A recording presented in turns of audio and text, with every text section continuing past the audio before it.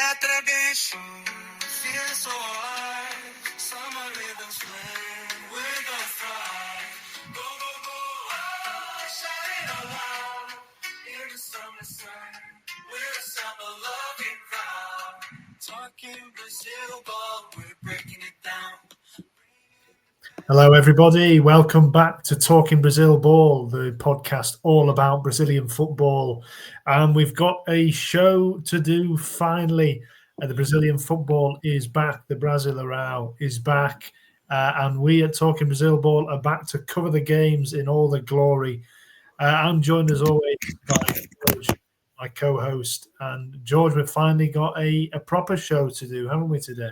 Yeah, it feels like a long, long time since we did one, James. Like a look at the games and everything. So excited to get into it. Excuse me. Naturally, I got a 0-0 draw again, coming back into it. But such is what it goes like, isn't it? So, but yeah, looking forward to getting into it. And common vibes, everybody. Hope everybody's well. Going into the weekend of fixtures again. Another round of fixtures, James. How are you doing?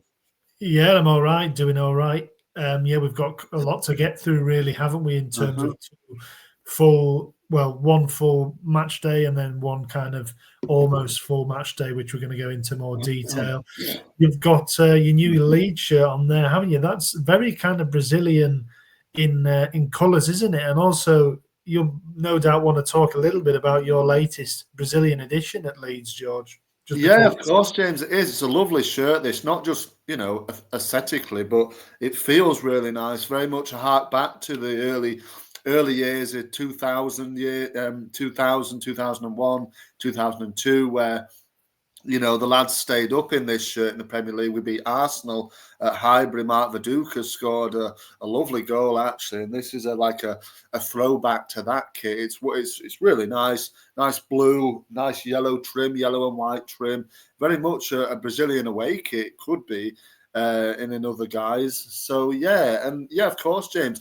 Leeds look to be going Brazilian in not just the goalkeeping situation with just about on the verge of signing Lucas Perry from Lyon, who signed from Lyon from Fogo. I don't know if that was anything to do with John Textor, but it might have been. I don't know. In January 2024, so he's coming along to Leeds. I think a medical test has been booked, and also we're looking at Mr. Igor Paixão from Feyenoord, who started at Curitiba, did play in the Brasileirão for one season before making the move to Feyenoord. And then also there's Rodrigo Muniz from Fulham, who is also on the radar for Leeds. So we could have a hat-trick of Brazilians in through the door before the window is done, James, which is great.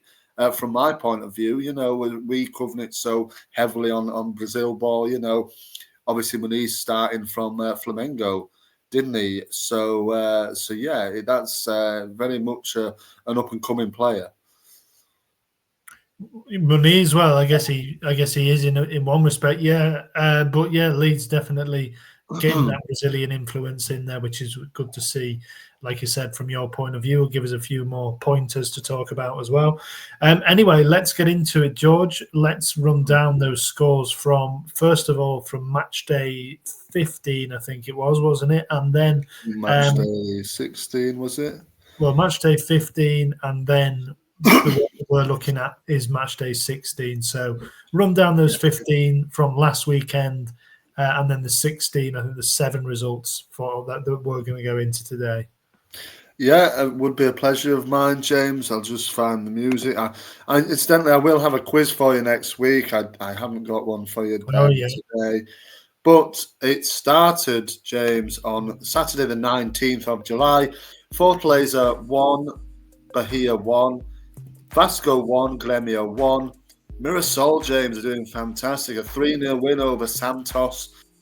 Sunday the 20th of July, Sao Paulo 2, Corinthians 0, Inter 1, Ceará 0, Cruzeiro 4, Juventude 0, Vitória 1, RB Bragantino 0, Palmeiras 3, Galo 2, Sport 0, Fogo 1, Flamengo 1, Fluminense 0. Into Wednesday then, the match day we're looking at today, James, 23rd of July. Ceará 0, Mirassol 2, back-to-back wins for them. Flu 1, Palmeiras 2, Corinthians 0, Cruzeiro 0. Thursday, 24th of July, RB Bragantino 1, Flamengo 2, Santos 1, Inter 2, Vitória 2, Sport 2. And it ended, James, late last night, Juventude 0, Sao Paulo 1. Yeah, a lot going on there, really. A lot of interesting results, big results. It's difficult, really, to go too much into the match day before that, but obviously there were some big games, like you said, Mirassol with a huge win over Santos, Sao Paulo, with Hernan Crespo, as we know, now in charge, beat Corinthians in a Sao Paulo derby.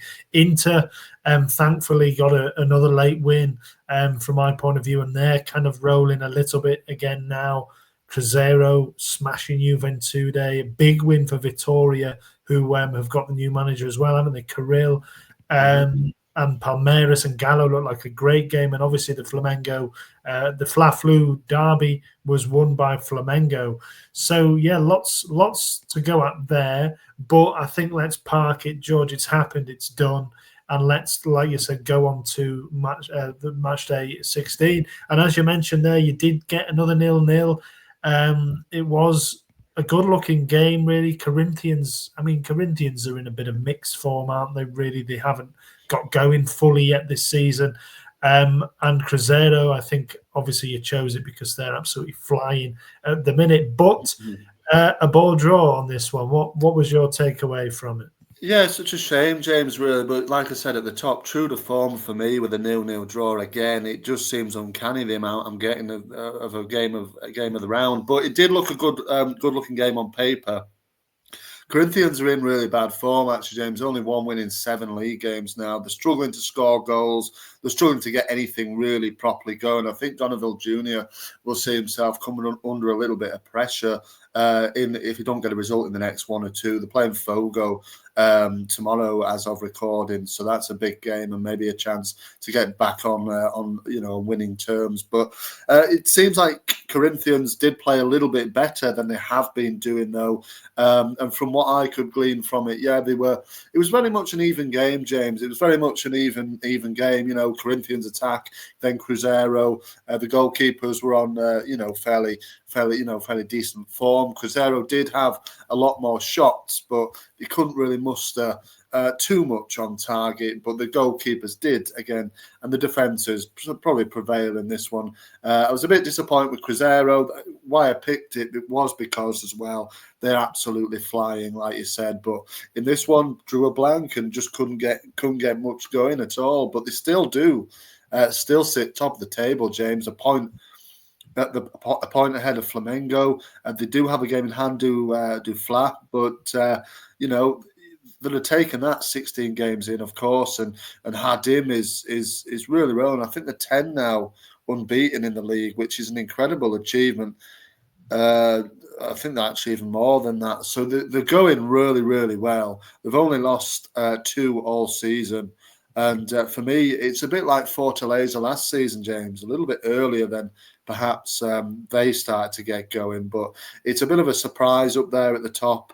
And it's good to see that, they've built a really good side. And this one, though, yeah, a bit of a boring one in all. Yeah, Caio Jorge has been the man in form. Obviously, we spoke about him prior to the break. He's come back in very good form. He's actually, across the break and then the start of the resumption of the football again, he scored 7 goals in 5 games. But he has gone goalless in the last 2 now, actually. So, though we did get a couple of assists against Juventude last weekend. So he's obviously the form player, really, isn't he, in the kind of the Brasileirão. Do you think he's able to keep that form up, George, or do you think he's going to have to, or do you think he's going to dip off? We did wonder whether he might get a move this summer. That doesn't probably look like it's happening, so he's going to maybe have to go into the winter. We know he's played in Europe in the past. Do you think it's just a flash in the pan, his form, or do you think he can seriously trouble the top scorers? He's 3 clear at the moment in the top scorer charts.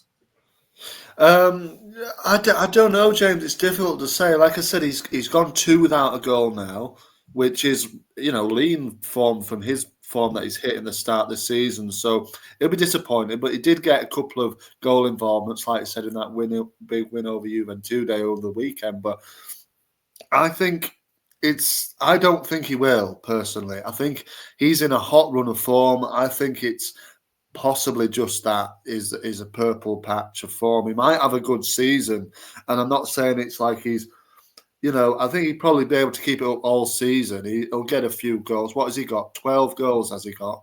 12 now, yeah. Hold on, G. I've just got a delivery.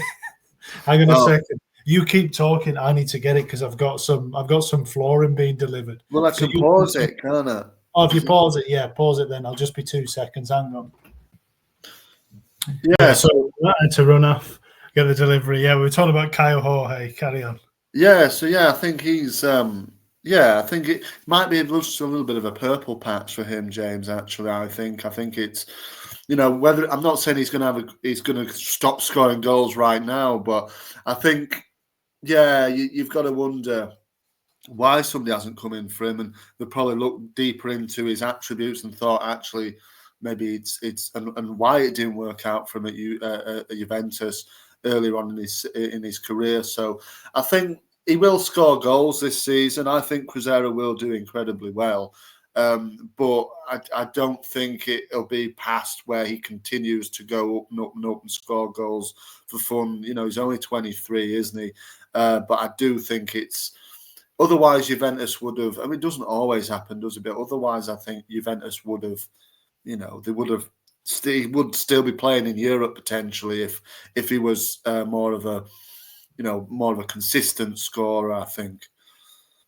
Potentially, yeah, he is still very young. He was very young when he was at Juventus, so sometimes that happens. Players need to come back to go again, and he's certainly making the most of his time in a really firing team at the minute. So we'll keep an eye on him. I'm sure Ancelotti is keeping an eye on him as well. So onwards and upwards for him. Yeah, a bad game, but still a decent point maybe for Cruzeiro. They're not going to win every game. And if they can't win it, then don't lose it. So not a bad result for them, really. And as for Corinthians, as I said, they can't really seem to get much of a foothold in the season at the minute. And Dorival Jr., as you mentioned, I mean, he's only just come back, hasn't he? So I wouldn't think he's under a great ton of pressure, but as we know, things can change very quickly in Brazil. Anyway, George, let's carry on and let's move on to my game of the week, which was a slightly better game, really. Red Bull Bragantino against Flamengo. And like you, really, I picked it because it's obviously a battle at the top of the table. RBB kind of have been the story of the season if you take Cruzeiro out of it. They're the ones who have been up there challenging in the top four and have really kind of made an impression after a really bad season last year. Obviously, we know they very nearly went down, but the last couple of weeks have been a kind of a return to the mean for RBB. They got a really disappointing result away against Vitória at the weekend, and then they followed that up with another loss here. This one obviously a little bit more predictable given the nature of the opposition, but they were winning in this game, George, and for that reason I think they'll be disappointed to have thrown it away. Lucas Barbosa got the goal, and he's been a good player for them so far. We know how well he did at times for Juve last season. Looked a good signing and has kind of done all right. He got the goal early in the second half, put them 1-0 up, but they couldn't hold on. Leo Pereira equalised. And then, George, there was a good moment, a nice moment, as Wesley França, the right back, got the winner with just 5 minutes left. So it was a big goal in the context of Flamengo's season because it does put them just 1 point behind Cruzeiro. And obviously they did capitalise on those drop points in Belo Horizonte. So it put them within a point of them with that game in hand ahead of a big game against Galo as well at the weekend. But it was also Wesley's final appearance for Flamengo before a move to Roma, which is a very interesting move. Obviously, we've spoken about Wesley a little bit in terms of a transfer to Europe. Liverpool were interested in him by all accounts, or by Brazilian accounts, actually. I don't think that was ever really formalised by kind of European outlets, but certainly Brazilian press had him down as a target for Liverpool. Obviously, that didn't happen in the end. Liverpool went for Jeremy Frimpong. But Wesley's got his move anyway, and it looks like a good move, really, to Roma. You'd have to say it's the right kind of level. It's not a top club. operating, as Champions League favourites or anything like that, but it's a very good club where he can perhaps take the next step in a good environment. So, yeah, very excited about that. And obviously he got the goal. He was emotional.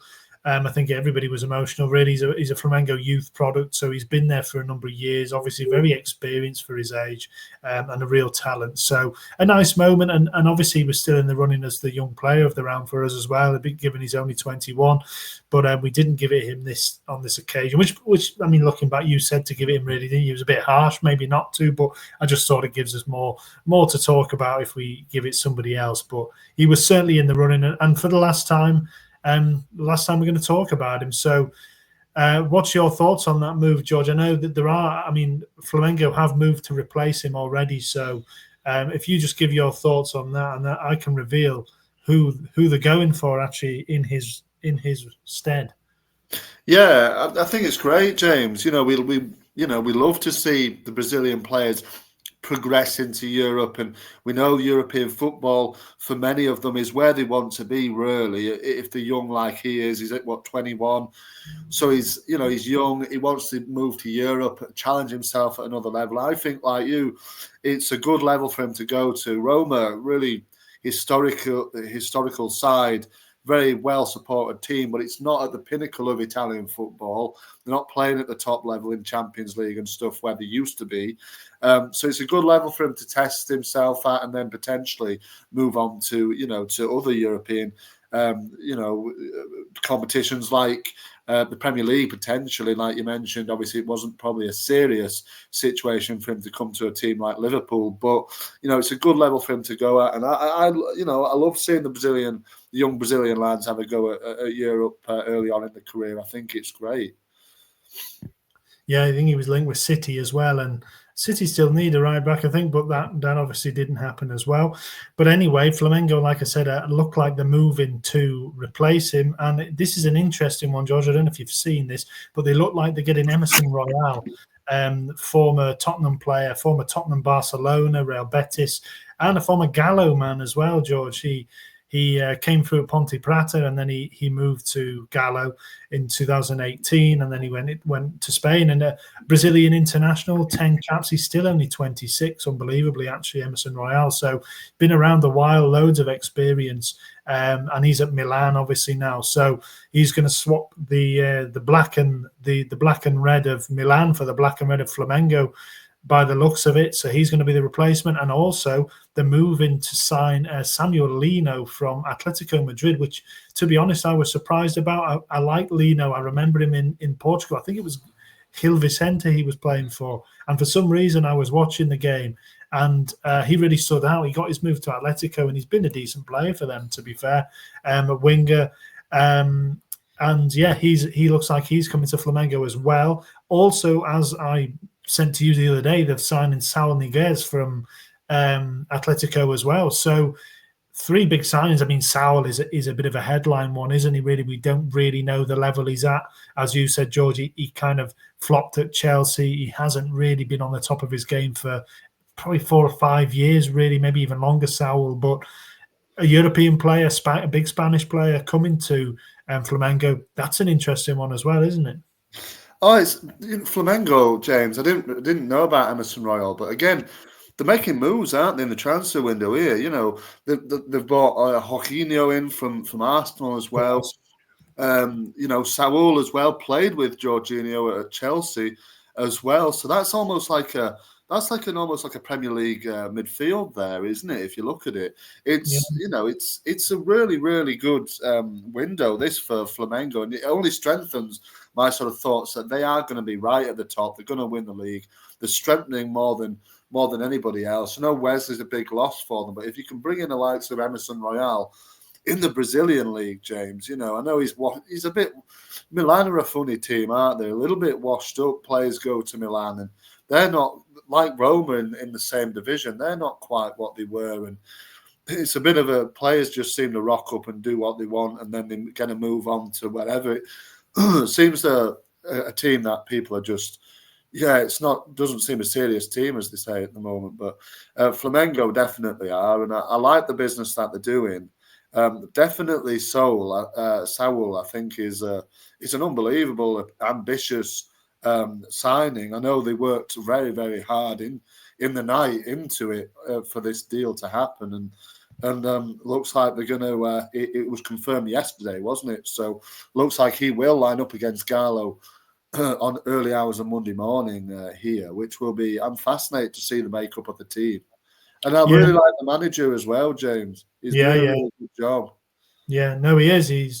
He's obviously really talented, and he's built on what he did last year with the cup win, and obviously the players were really speaking highly of him, and he's backed that up, and they're going again, and yeah, it's big money. I mean, the deal for Wesley looks about 30 million euros. I think they're paying about 25 on Samuel Lino, so don't sleep on him. He's a Brazilian coming back to Brazil. I really like him, and I think he's only 25. He's not an old player, so he'll give them something extra. Emerson Royale, I think 9 million euros. So yeah, but like you said, I mean, Spurs fans, you ask them about Emerson, I think they'll chuckle and then probably. I mean, he was kind of became a bit of a cult hero, I think, for them, but he had some absolute brain farts. You know, he was one of those.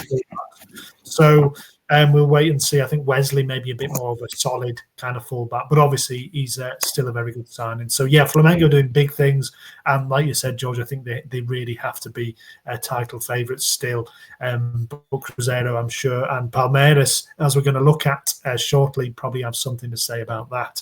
But anyway, that's enough of transfer business. Let's carry on with the awards, George, and let's hand out the Player of the Round awards. I don't know if you've got the jingles there. We haven't got them anymore. Yeah, I actually have names. Yeah, so I'm just trying to pick the right one here for Player of the Round. You said, is it this one? Player of the Round, yeah. No, let's go.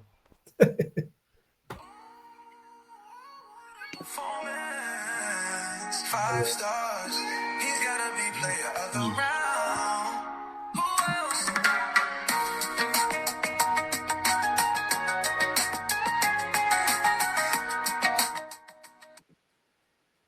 Yeah, that was great. Actually, that was better than the previous effort, I think, from the Talking Brazil Ball band. Yeah, I think you might have forgotten about it, James, haven't you? Because we haven't played it for so long, have we? So I don't remember that one ever being played, to be honest. But I don't think it has. No, I think that's a debut. No, that's a debut. Yeah, it was what a performance by the Talking Brazil Ball band in that one. Anyway, but yeah, I mean, Player of the Round. I don't think there were too many squibbles on this one. I don't think there was a lot of competition. Certainly nobody. There was any competition, James, to be honest. No competition. So we may as well just go right in and name them. This was a crazy game, but the man who was right at the centre of it for Sport Recife in their 2-2 draw against Vitória was Romarinho, who got two late goals, George, two incredibly late equalisers, as it turned out, and secured a big point for Sport Recife, didn't he? I mean, do you want to walk us through these two goals? It was a bit of a crazy end to the game. Yeah, it was a mad end to this game, James. You know, up until the 89th minute, Vitória was winning 1-0. The scoreline ended, like you said, 2 apiece. Romario, he didn't actually come on till the 82nd minute. So he had a really big impact on this game, scored a few minutes later in the 89th, and then equalised it again in the 99th minute, the 9th minute of added on time. It was actually past time. They had only 8 minutes added on. He did score a few seconds after the hit 8 minutes added on time, but it was a crazy match, really scrappy efforts. He's got to say, you know, both of his goals were just like scrambles in the box. The first one, you know, it was a bit of a mess, a bit of a melee from a corner kick. The ball fell to him right on the near post, and he just managed to squeeze the ball into the top of the goal. Then, you know, Vitória thought they'd won it. It did go to a VAR check. Lopez was the man who got the second goal for Vitória, and he thought he'd won it. You know, it went to VAR, then it got, you know, given. He celebrated twice. He took his shirt off and went wild. And then, you know, only for that to end in a draw again, was a bit. It must have been a little bit embarrassed by that. But you know, Romario, he got the, you know. Well, it would have been. You can understand understand why he went crazy, because it would have been another big win. I mean, it would have been back-to-back wins for Vittoria, and that would have shot them up to 13th, 14th in the table and put them kind of, a decent chunk of space away from the relegation zone. As it is, a draw is still, they're unbeaten in 3 now, which is pretty decent under Kirill. But it doesn't do much for them really. So it's. I mean, Sport Recife, what can you say, George? It's probably a better point for them in some ways because of the fact that Victoria were looking to pull away and things. But at the same time, they stayed 10 points adrift of the relegation, kind of the safety zone. So, I mean, they're down, aren't they? Really, anything they do at this point is still just window dressing. But still, at least they had those kind of moments, a very late equaliser, and then another one 10 minutes later. At least something for the fans to shout about. Yeah, that's at the end of the day. I mean, it was filled to the brim, the away end. There the other day. I mean, I'm joking actually. There was looked about 10 people there at the away end, but I don't know if it's a long way to go to Victoria from where they are. But they do have those moments. At the end of the day, you line up, you want to win a game of football, don't you? Regardless of how cut adrift they are, they've got 4 points, like you said, the 10 points adrift of safety. They are going down, even at this sort of early stage of the season, going into mid-season, aren't we now? But they've gone. But at least, you give an effort, and the fans will have liked to see that, never say die attitude from them. And like I said, Roma Rio, he got the second equaliser. Again, a little bit of a scrap. The ball came in from the left. It was a low cross, and he just kind of slipped his leg at it, and it slipped in the net. So, again, it was a bit of a messy goal. There wasn't much real skill about it, but he was a man on the end of it, and he get the 2 goals, and he gets to play the round, by default, really, because nobody else came close, really. There's not many goals in this sort of short mini sort of week, really. No. I mean, we're going to look at the goal of the round. I think that was a tricky one to pick as well, wasn't it? It was, yeah. Anyway, it was a good end to the game, and Romarinho definitely deserved it. I don't know whether we'll hear from him again, really. Like you said, he wasn't even starting this one, so he's clearly not a key player maybe for Sport. So no, he's not a key player. I think he's just come to them from Fortaleza. He signed in early last year, actually, but he played a long time for Fortaleza over a period of about 5 years, 200 odd appearances for them. But then he came to Sport, so he's playing in Serie B for them last season. Only 9 appearances, 1 goal though. So, like you said, he's not really a main player for them anyway. But he certainly did the business in this game. Yeah, he definitely did, and well done to him. The relegation picture is interesting. Sport are certainly gone. Then you've got Fortaleza, Juventude, who are in a shocking kind of spiral. Santos, after those big couple of wins, have slipped down again with 2 losses. George, Inter again got the win over Santos yesterday, I think it was, and Inter now, just as an aside, 3 wins in a row. Roger Mercado has them marching back up the table, so that's brilliant to see. But anyway, let's move along then to the young player of the round. I don't know if you've got another jingle. Yeah, of course, James, it's here. A bright future ahead for this guy, a young talent of Brazil. How far can he go? It's the young player of the round award.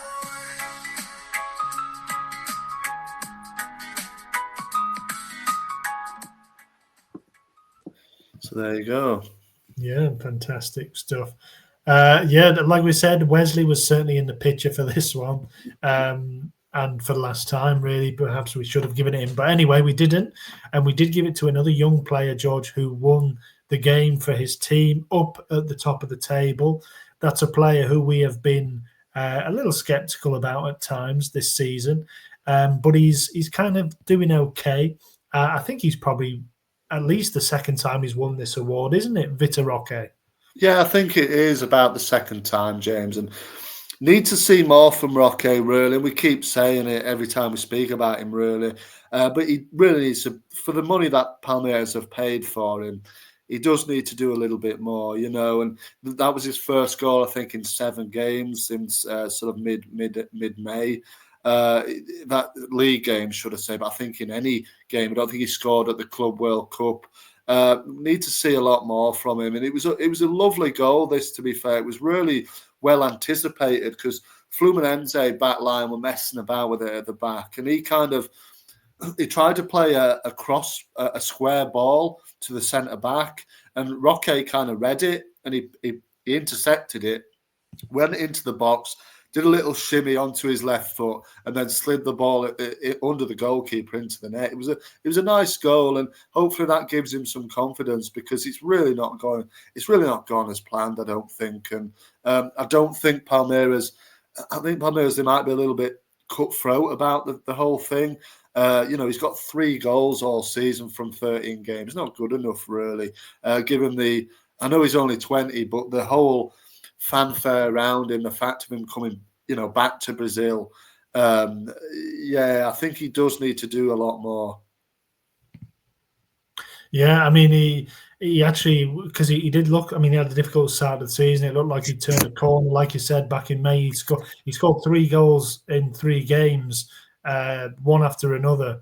But then he actually hasn't scored for the last 11 games. So it's been a long, long time without a goal for him. And that's, like you said, he didn't score at all in the Club World Cup. Where did you go there? You just disappeared.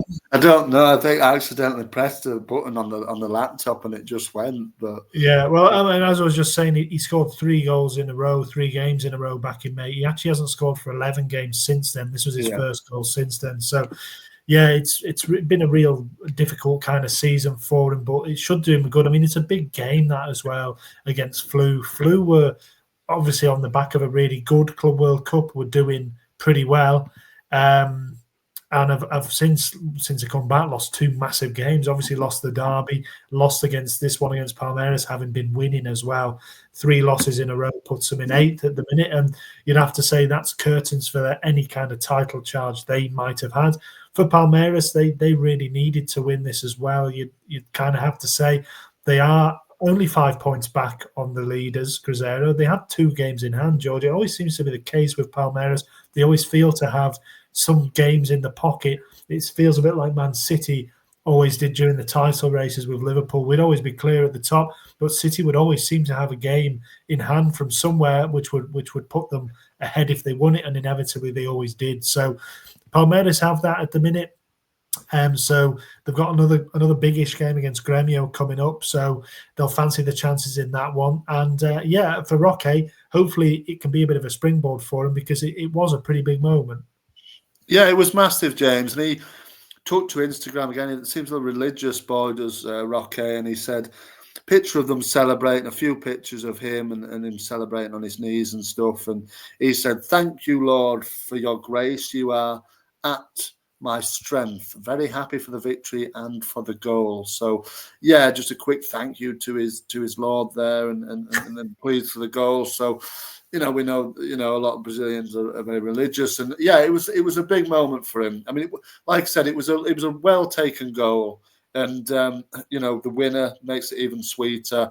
Palmeiras, I think I agree with you. They do seem a bit like that, where they always have games in hand over the people ahead of them, and they do all inevitably seem to win those games, and it always gets them obviously closer to that. So, like you said, if they do pick up both six points, of the games in hand, that will take them, above Cruzeiro, won't it? So, it's so close. It's a couple of really big wins for them in a row over Galo, my team, and then Fluminense as well. So hopefully, Roque, you don't want to see a player flop, do you? But some players are younger than him, are doing a lot more than him, and have done a lot more than him in the past as well. So I think he really does need otherwise he's going to be out, and he's going to be, washed up before his career's even started, really. Yeah, he needs to kick on, or at least find the right spot for himself to do that. But we'll see what the rest of the season holds. There's still a long way to go this season, so there's still every chance that he can turn it around. I wouldn't write him off yet. And obviously, last time he did score, he went on a little run, so maybe he'll do the same again. Anyway, that was the young player of the round, and like you said, it was a nice little goal, so it must have been up there for the goal of the round. As you said, George, there weren't too many. There was only 7 games, so let's take a quick look at who you have decided. I haven't seen actually any of the goals, so you've made the decision this time. So yeah, who are you giving it to? Well, we're giving it to.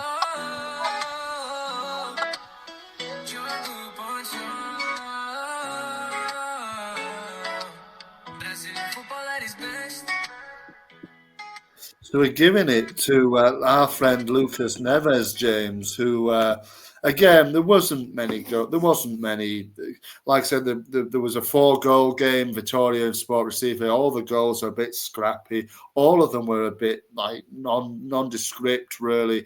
This time round, there's a couple of 1 or 2 nice finishes from Mirasol, who we've got to mention are doing absolutely fantastic. I know we're picking. It's a little bit of a. There isn't much to go off July's sort of awards, but I think the manager there, Guanez, is definitely going to be in the running for it. But this one, Lucas Neves goal, it was more for the build-up play than anything else. It was a late winner over Juventude, and it was a nice little bit of a shimmy down the left-hand side. It was late on, obviously, in the game, last 5 minutes, and left winger of Sao Paulo put the ball through the defender's legs into the box, and then he went onto it, passed the ball across the box. Then another man passed it to Neves, who sort of slotted it in. It was a little bit of an open goal, but it wasn't. It was like there was a player on the line. He still had to get it, work it out in his mind to put it in the corner there, and he did it. He finished it nicely, and that won them the game. And I think more so as well, because I want to talk about Crespo. Obviously, he seems to have done the trick for them, James, and put a couple of wins on the board back to back. They were really struggling under Zubeldia, so he seems to be the tonic that hopefully gets them further up the table. But yeah, it was really, really slim pickings this time. And Neves gets it just because of probably more because of the build-up play than anything else, really. Yeah, he's been a bit quiet, Luciano Neves. We haven't really mentioned him all that much. You seem to want to call him Lucas there. I don't know why, because he's very much Luciano. Yeah, we've been talking about him a heck of a lot over the last kind of 18 months. But he's he bagged 2 in the weekend actually against Corinthians, and like you said, it was another win for Sao Paulo. So they've scored 3 without reply the last 2 games, and Neves has bagged all 3 of the goals. So he's on hot form. Sorry, James. He's on hot form, to be fair. 3 goals and 2 assists in the last 3 games. So yeah. Since the return, he's obviously had a little bit of a break, and he's come back firing, and obviously working with we mentioned Crespo last week, a striker of the pedigree of him as a footballer. Maybe that'll just help the kind of forwards at Sao Paulo a little bit. You never know with these kind of things, but he's got some wisdom there to impart. So he must. You would imagine he'd be telling him something on the training pitches. So well done to Neves. It's always good to see him kind of doing well, and he's almost at 100 goals now for Sao Paulo. He only needs 5 more, so he's been a good addition for them over the years. As a Juventude, I mean, we mentioned them briefly already there, George. They're sinking a little bit, aren't they?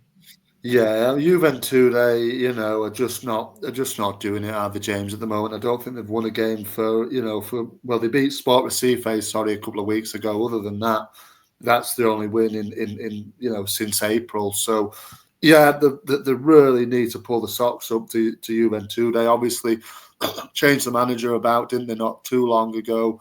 But again, I don't think he's really, Claudio Tencati, former Criciúma, wasn't he? I don't think he's really a Brasileirão quality manager, really. And they really are struggling. They need to pull the socks up and do something, because they're sliding right down the table and with no fight at this moment in time, really.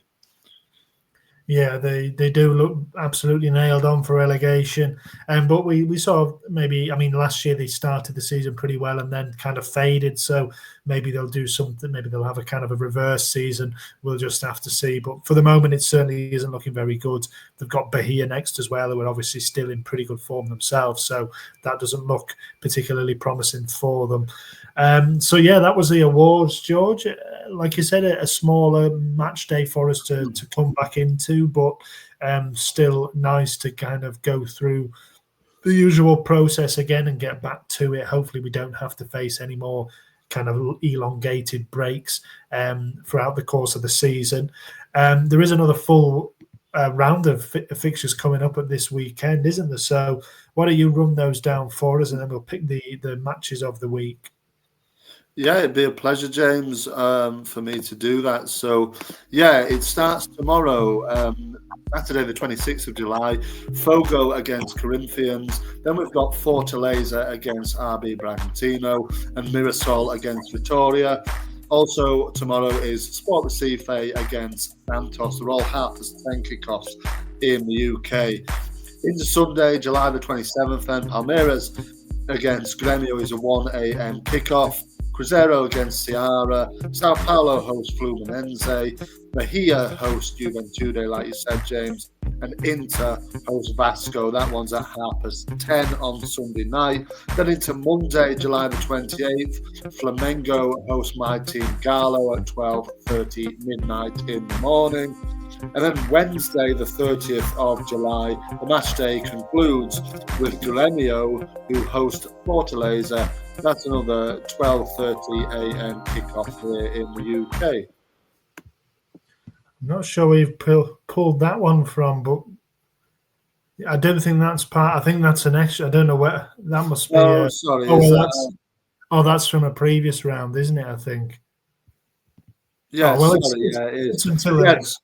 Sorry, it is, yeah, because I've gone on and said, yeah. So the match day actually finishes on the 28th, yeah, Monday the 28th. Grêmio hosts away to Palmeiras in this round, yeah. It's a game in hand, is that one on Wednesday. Yeah, so it will be on before we do next week's show, to be fair. So yeah, you're right but in that respect.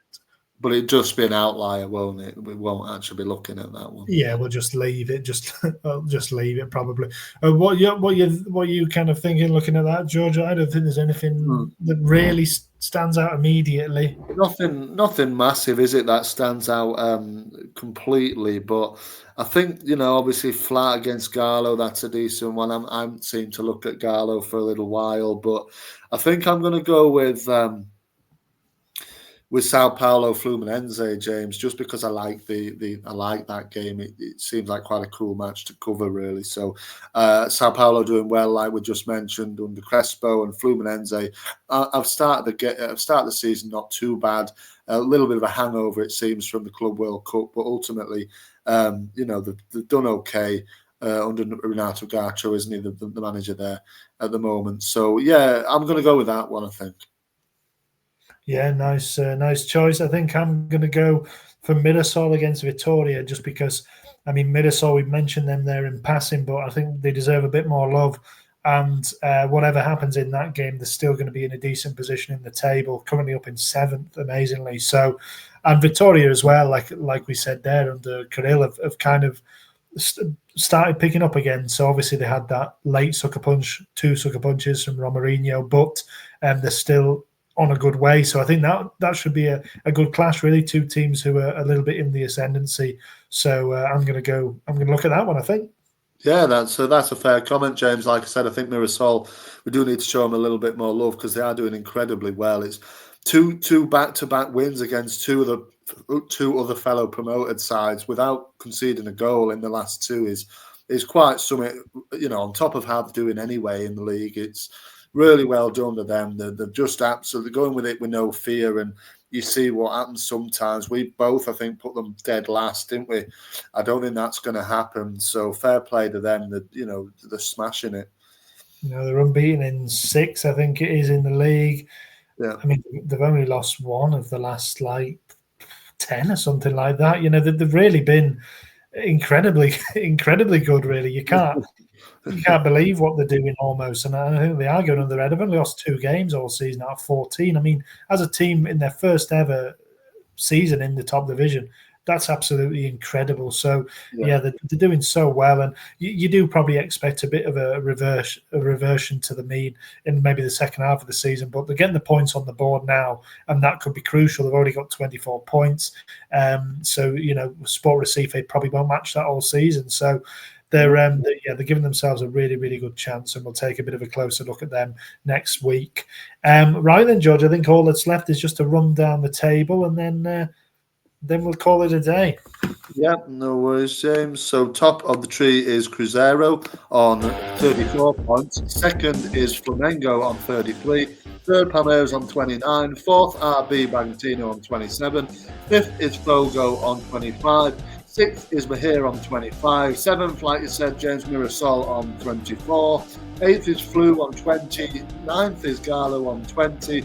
10th, Inter also on 20. And Corinthians on 20 in 11th. 12th is Sao Paulo on 19. 13th is Ceará on 18. 14th, Grêmio on 17. 15th, Vitória on 16. 16th is Vasco on 14 points. 17th, and into the relegation zone, James, is Santos on 14. 18th is Juventude on 11.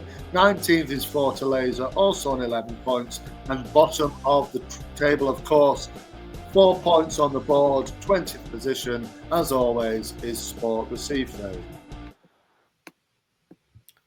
Yeah, absolutely. Some very interesting positions in there. Definitely, the table's starting to take shape, but it's still a little bit of a mess with games in hand and all that anyway. But yeah, that's how things stand. So another good week, George. Good to get back to it properly. Slightly different timing today, but we've still managed to get it done. So that's great, isn't it?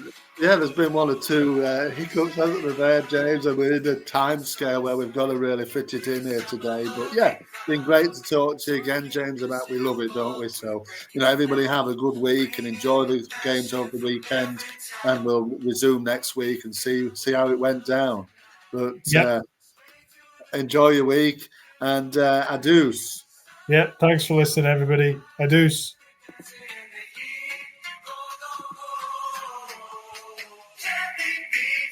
Brazil, spread love in every way. In the sound of paradise.